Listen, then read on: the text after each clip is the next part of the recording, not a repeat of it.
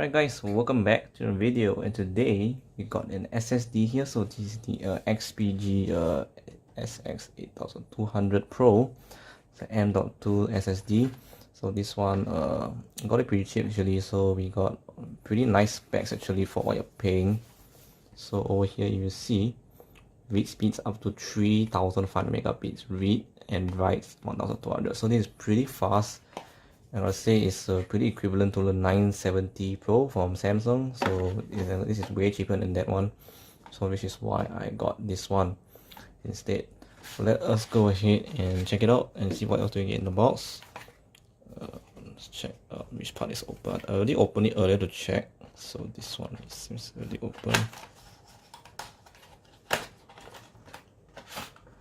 So here is the drive itself. It's pretty small, so yeah, it's M.2 form factor. So if your motherboard has the M.2 slot and supports NVMe, then this is a very good deal actually. So you get the drive itself, and this is the heatsink to cover the drive. Let's take a look at the heatsink. So let's see. So it's like this. Oh, there we go. We got a screw as well over here. A screw come with it, and this is the tape you have to peel off and paste on the drive itself later when you assemble the build. So this is the drive itself, very small. Just be careful here.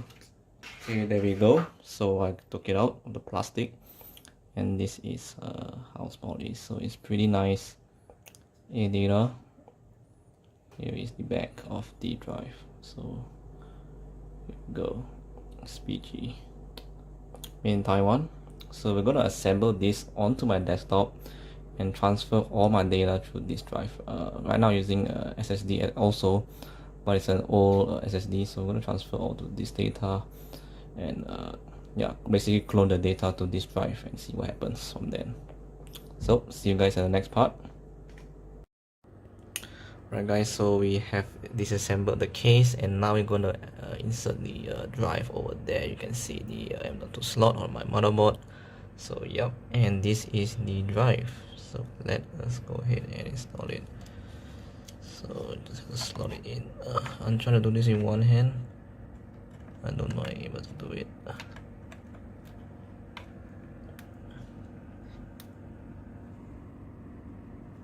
So that's all, and now we just gotta press it in to this place where you can screw over there. So I'm gonna get the screwdriver.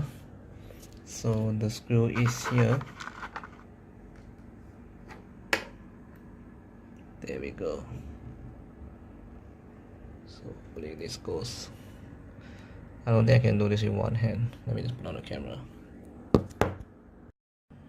Right, so you can see the screws already inserted. So now we just have to put this heatsink. So I'm gonna remove the tape and paste it there. Alright, so it's done. Now we just have to put everything back and go back to the OS and clone my drive over here. This is the SSD. Clone the OS drive to the new one over there. So let us get started. Alright guys, so now I'm cloning my old SSD data to the new one. So it's using the cloning software that ADATA gives. So it comes actually free if you purchase the SSD, so you don't have to buy anything. So this is the software I'm going to use to clone my data, and I'll be right back once we are done with this thing. Alright guys, so I've already done cloning, and we should be going to the BIOS and change the boot option or boot priority in your motherboard settings. You can see my ADATA now is on first, so this is the one you should choose. So once you choose, and just go to the exit, save and reset. Go. Alright guys, so I just did a benchmark on Crystal Diskmark, and you can see we got a read score of 2920, which is pretty impressive actually. A write of 1131. So it says on the box here, let me get the box, that we should be getting read speeds up to 3500 megabits and write up to 1200. So considering the price point of this thing is pretty cheap, I gotta say this is pretty impressive. So yeah, and yeah, I'm pretty impressed. Oh shit.